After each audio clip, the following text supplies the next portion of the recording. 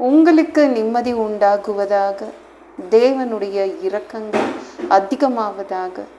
தேவன் என்ன சொல்றாங்கன்னா, ரோமர் 1:17, விசுவாசத்தினால் நீதிமான் பிழைப்பான். என் பிள்ளைங்க மேலே உள்ள நம்பிக்கை போயிடுச்சுங்க, என் கணவர் மேலே உள்ள நம்பிக்கை போயிடுச்சு, என் வேலை மேலே உள்ள நம்பிக்கை கொஞ்சம் கொஞ்சமாக குறையுது, என்னுடைய வியாபாரத்தின் மேல் உள்ள நம்பிக்கை குறையுது அப்படின்னு கவலைப்படுறீங்களா? தேவன் மேலே நம்பிக்கை வச்சு பாருங்களேன், நீங்கள் பொழைச்சிப்பீங்க. என் எதிர்காலம் எப்படி இருக்கும் அந்த கவலை வந்துடுதுல. மற்றவங்க மேலே நம்பிக்கை போச்சுன்னா என்ன ஆகுது? எதிர்காலம், ஃப்யூச்சரை பற்றி கவலை வந்துடுது. நாளைக்காக நான் எதுவும் சேர்த்து வைக்கல. இயேசுவை நம்பிட்டீங்கள, உங்கள் எதிர்காலம் சூப்பராக இருக்கும். இயேசு மேலே நம்பிக்கை இருக்கா, உங்கள் எதிர்காலம் ரொம்ப நல்லா இருக்கும். இயேசு மேலே நம்பிக்கை அது இருந்தாலே போதுங்க. ஒரு நீதிமான் பொழைச்சிப்பான். நீதிமான்னா யார்? இயேசுவை தேடுறவன். அப்போ இயேசுவை தேடுகிற பிள்ளைங்கள் தேவனிடம் நம்பிக்கை மட்டும் வச்சாலே போதும், அவங்க பொழைச்சிப்பாங்க. அவங்க எதிர்காலம் சூப்பராக இருக்குங்க. உங்கள் எதிர்காலம் சூப்பராக இருக்கும். என்ன மனுஷர்கள் தானே அவங்க, அப்படி தான் இந்த உலகம் அப்படி தான் இருக்கும்.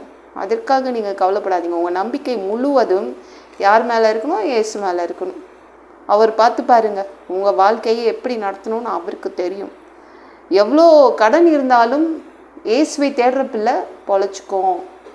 எவ்வளோ வியாதி இருந்தாலும் இயேசுவை தேடுற பிள்ளை பொழைச்சிக்கும். எவ்வளோ பிரச்சனை இருந்தாலும் இயேசுவை தேடுற பிள்ளை பொழைச்சிக்கும். ஞாபகம் வச்சுக்கோங்க. நீங்கள் இப்போ எங்கே இருக்கிறீங்க? ஜெயிலில் இருக்கிறீங்களா? ஹாஸ்பிட்டலில் இருக்கிறீங்களா? மோசமான இடத்துல இருக்கிறீங்களா? மோசமான சூழ்நிலைகளில் இருக்கிறீங்களா? பொழைச்சிப்பீங்க. தேவன் காப்பாற்றிடுவார். இயேசுவை நம்பிட்டீங்களா? அவர் செய்வார், அவர் காப்பாற்றிடுவார். அதுக்காகவே இயேசு வருவாருங்க. தப்பிச்சிடுவீங்க. பணம் எதுவும் இல்லை, சொத்து இல்லை, படிப்பு எதுவும் இல்லை, பரவாயில்ல.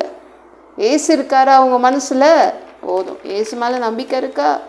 அது போதும். என்னங்க, என்னுடைய விசுவாசத்தின் அளவு குறையுது. கடுகளவு இருந்தாலே போதுங்க.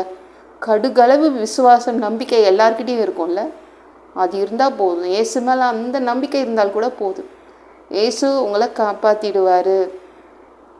எஸ்தர் இருக்காங்கள, அவங்க பட்டத்து ராணிங்க. அவங்க தன்னுடைய வேலையை வேலை மேலே நம்பிக்கையே வைக்கல. பட்டத்து ராணி என்ற பதவி மேலே நம்பிக்கையே வைக்கல.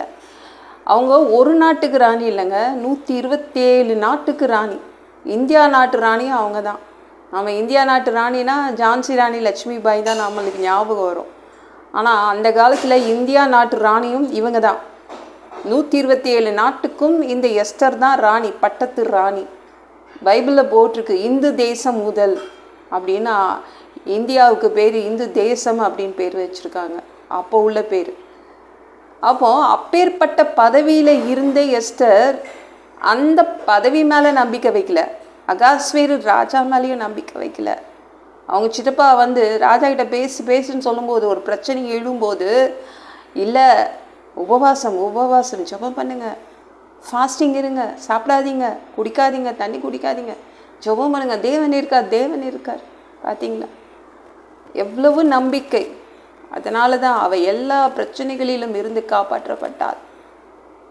தேவன் மேலே நம்பிக்கை வச்சுட்டா போதும். இயேசு மேலே நீங்கள் நம்பிக்கை வச்சிட்டிங்கன்னா உங்களுடைய அடுத்த நாள் நல்லா இருக்கும், உங்களுடைய அடுத்த மாதம் நல்லா இருக்கும், உங்கள் அடுத்த வருஷம் நல்லா இருக்கும். அதாவது எதிர்காலம் சூப்பராக இருக்கும். உங்கள் நம்பிக்கை மனிதர்கள் மேலே வச்சிடாதீங்க தயவுசெய்து. ஃபுல் நம்பிக்கையும் தேவன் மேலே வைங்க, அவர் பார்த்துப்பார்.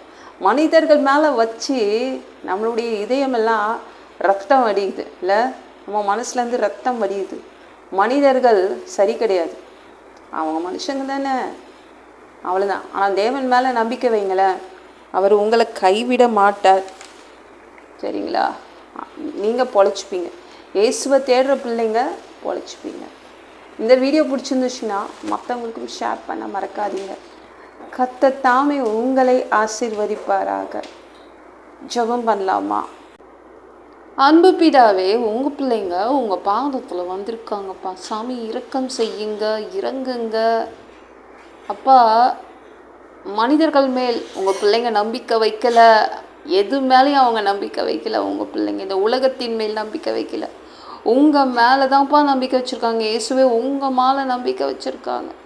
இயேசுவை தேடுற பிள்ளைங்க பொழைச்சிப்பாங்க. அவங்க எதிர்காலம் சூப்பராக இருக்கும். பா எல்லாம் பொல்லாத பிசாசுகள், ஏவல்கள், மந்திரங்கள், தற்கொலை ஆவிகள், பயத்தின் ஆவிகள், பலவீனப்படுத்துகின்ற ஆவிகள் எல்லாம் இயேசு என்ற பெயரினை கொண்டு துரத்துக்கிறேன். ஓடிப்போ. உங்கள் பிள்ளைங்களை ரத்த கோட்டிக்குள் மறைச்சிக்கோங்க. பரிசுத்த ஆவியால் நிரப்புங்க. ஞானஸ்நானம் எடுக்கணும். ரட்சிப்பீராக. இயேசுவின் காயப்பட்ட தழும்புகளால் எல்லா வியாதிகளும், எல்லா பலவீனங்களும், கேன்சர் போன்ற வியாதிகளும் சரியாகுவதாக. மரணப்படுக்கைகள் சரியாகுவதாக. பரம்பரை வியாதிகள் சரியாகுவதாக. மனிதனாக பிறந்தா ஜீவ புஸ்தகத்தில் பேர் இருக்கணும். அப்படி இல்லைன்னா அந்த மனுஷனை பிடிச்சி நரகத்தில் தள்ளிடுவீங்க. தீ எரிக்கிற இடத்துல எப்படி போய் வாழ்கிறதுப்பா?